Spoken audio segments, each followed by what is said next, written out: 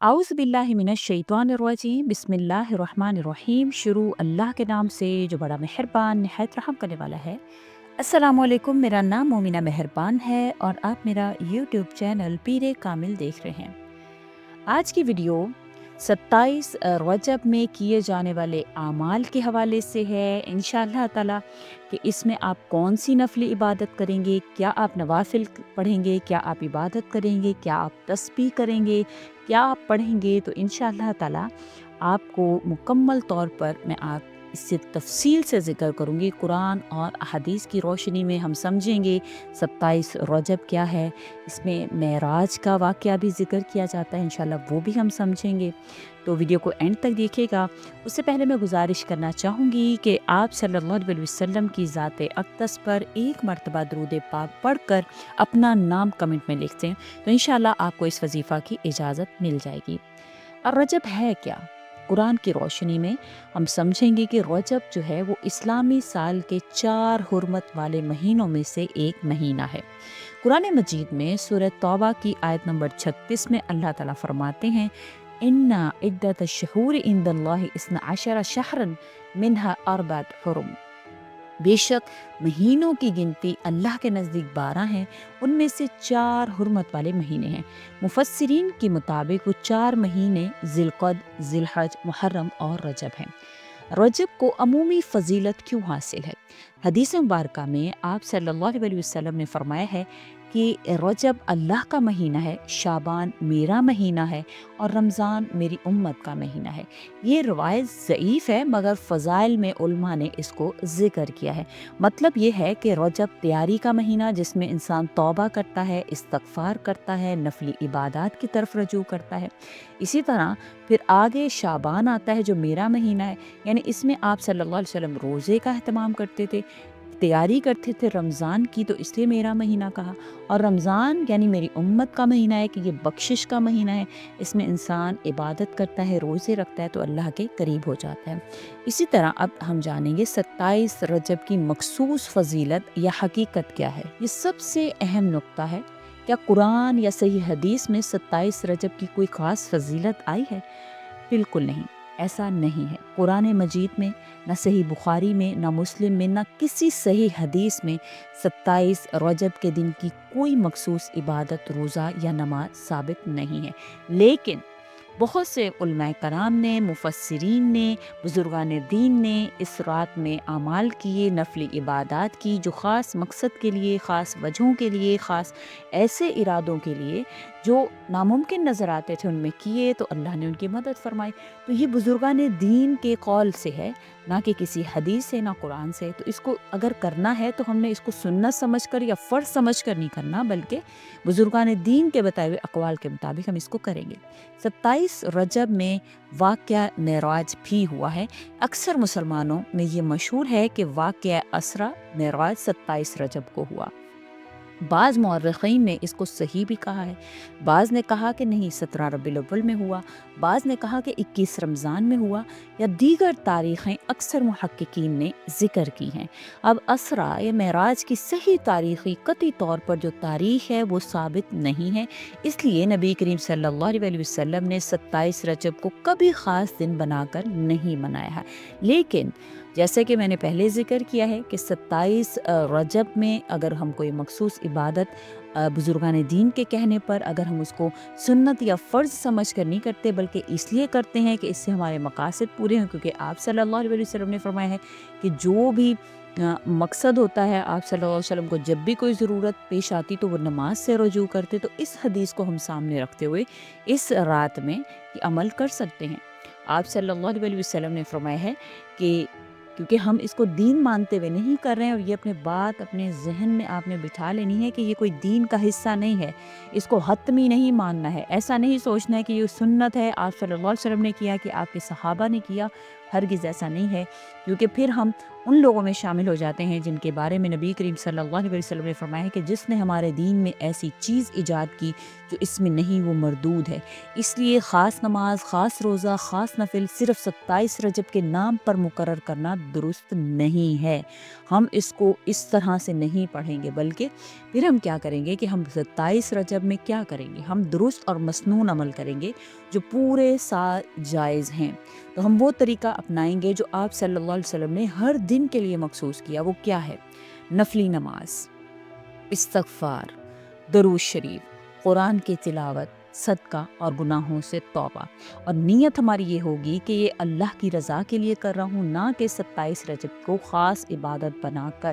تو ایک خوبصورت دعا جو بلا تخصیص اس دن میں ہم کرتے ہیں، وہ آپ صلی اللہ علیہ وسلم سے منقول ہے، اللہم بارک لنا فی رجب و شعبان و بلغنا رمضان۔ اے اللہ، ہمیں رجب شعبان میں برکت عطا فرما اور ہمیں رمضان تک پہنچا دے۔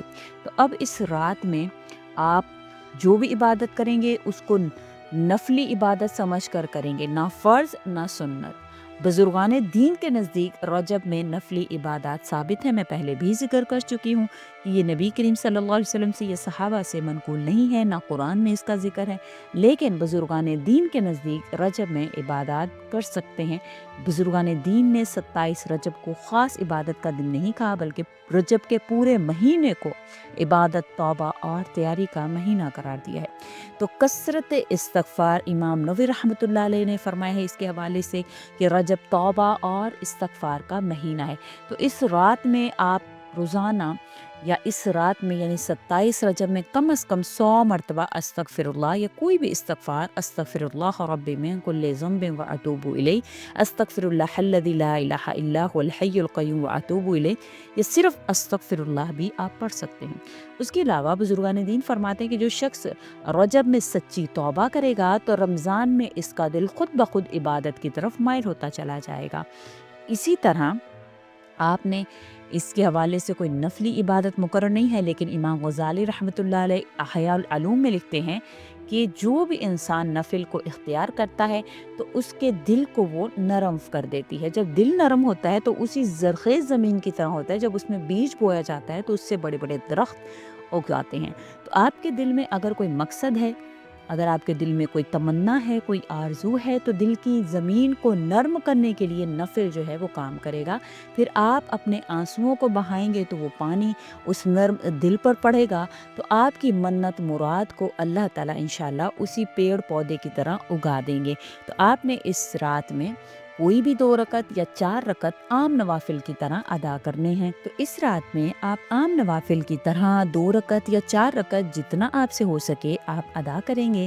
کوئی خاص صورت لازم نہیں ہے، جس طرح آپ عام نوافل پڑھتے ہیں اسی طرح سے آپ سورۃ الفاتحہ کے ساتھ کوئی بھی صورت ملا کر آپ اس میں 4 یا 2 رکعت جتنے آپ کو آسان لگیں آپ پڑھ سکتے ہیں۔ فجر سے پہلے، مغرب کے بعد، عشاء کے بعد، جب آپ کو مناسب لگے آپ پڑھ سکتے ہیں، کوئی خاص وقت بھی مقرر نہیں ہے۔ اور نیت آپ نے کیا کرنی ہے کہ یا اللہ، یہ نفل میں آپ کی رضا کے لیے پڑھ رہا ہوں، آپ کی رضا کی خاطر کر رہا ہوں۔ یہ کوئی مخصوص 27 رجب کی نماز کہیں سے ثابت نہیں ہے، میں اس لیے کر رہا ہوں کہ اس کے ذریعے سے میرے دل کی زمین نرم ہو، میں آنسو بہا رہا ہوں اپنی خواہشات، اپنی تمناؤں کے لیے، اپنی آرزوؤں کے لیے۔ اولاد نہیں ہے، کوئی مشکل ہے، کوئی پریشانی ہے، تو یا اللہ میں اس کے لیے پڑھ رہا ہوں۔ اس کے علاوہ شیخ عبد القادر جیلانی رحمۃ اللہ علیہ فرماتے ہیں کہ درود جو ہے وہ دل کے زنگ کو دھوتا ہے۔ تو اس رات میں اگر آپ یہ عمل یعنی 300 مرتبہ درود شریف، 100 سے لے کر 300 مرتبہ اگر آپ درود شریف پڑھ لیں گے تو انشاءاللہ اللہ تعالیٰ اس رات کو اور بھی افضل بنا دیں گے۔ اس کے علاوہ امام شافعی رحمۃ اللہ علیہ فرماتے ہیں کہ حرمت والے مہینوں میں روزہ رکھنا مستحب ہے، تو اس میں آپ اگر روزہ رکھ لیں تو انشاءاللہ تعالیٰ اس کا بھی آپ کو ثواب ملے گا۔ لیکن بار بار ذکر کروں کہ یہ روزہ 27 رجب کا خاص روزہ کہیں سے ثابت نہیں ہے، لیکن اگر وہ دن جو ہے پیر یا جمعرات کا آ رہا ہو تو نفلی نیت سے جو ہے وہ آپ اس کو رکھ سکتے ہیں، اس کو رکھنا جائز ہے۔ اسی طرح اس رات میں صدقہ خیرات، بزرگان دین کی جو خاص تاکید ہے، حضرت حسن بصری رحمۃ اللہ علیہ فرماتے ہیں کہ صدقہ اللہ کے غضب کو ٹھنڈا کر دیتا ہے۔ تھوڑا سا بھی ہو، روٹی ہو، کھجور ہو، آٹا ہو، یتیم یا مسکین کو کھانا کھلانا ہو، بیمار کے لیے یا قرض دار کو اگر آپ کچھ ادا کر دیں تو انشاءاللہ یہ بھی آپ کی کوتاہیوں کا، آپ کی پریشانیوں کا، آپ کی بلاؤں کے لیے کفارہ بن جائے گا۔ سفیان ثوری رحمۃ اللہ علیہ فرماتے ہیں کہ رجب میں دل کی اصلاح کرو، زبان خود بخود پاک ہو جائے گی۔ تو اس لیے آپ نے تنہائی میں بیٹھ کر اپنے گناہوں کو یاد کرنا ہے، آنسو آ جائیں تو اور بھی افضل ہے، اللہ سے راز و نیاز کی باتیں کریں، اللہ کریم آپ کی پریشانیوں کو ختم فرمائیں گے۔ امام ابن رجب حنبلی رحمۃ اللہ علیہ رجب جو ہے فرمایا کرتے تھے کہ رجب بیج بونے کا مہینہ ہے، رمضان فصل کاٹنے کا مہینہ ہے۔ تو روزانہ ایک رکوع یا آدھا صفحہ ترجمے کے ساتھ قرآن کریم کا پڑھیں تو آپ کو انشاءاللہ قرآن سے تعلق قائم ہوگا، آپ کو پتہ چلے گا کہ اللہ مجھے کیا فرمانے ہیں، اس میں کس چیز کا درس دیا گیا ہے، قرآن کس چیز کی کتاب ہے۔ تو ضرور جو ہے وہ قرآن کو سمجھ کر پڑھیں۔ اس کے علاوہ جو میں نے باتیں آپ سے ذکر کی ہیں، اس کا خلاصہ سمجھ لیتے کہ رجب میں شور نہیں کرنا، خاموشی سے اللہ کی طرف لوٹ کر آنا ہے، اور یہی سب سے بڑی عبادت ہے۔ میں نے آپ سے یہ تمام تر باتیں ذکر کر دی ہیں جو کہ انشاءاللہ آپ اس پر عمل کریں گے، اس طرح سے عبادت کریں گے، اس کو نفلی عبادت سمجھ کر، اور آپ کے مقاصد کے لیے یا کسی بھی چیز کے لیے، تو اللہ تعالیٰ آپ کی منت کو، آپ کی مراد کو ضرور پورا فرمائیں گے۔ امید کرتی ہوں آپ کو میری ویڈیو اچھی لگی ہوگی، اچھی لگی ہے تو لائک کریں، شیئر کریں اور میرے چینل کو سبسکرائب بھی ضرور کر دیں۔ اسی کے ساتھ اجازت چاہوں گی، وآخر الدعوانا ان الحمد للہ رب العالمین۔ اللہ حافظ۔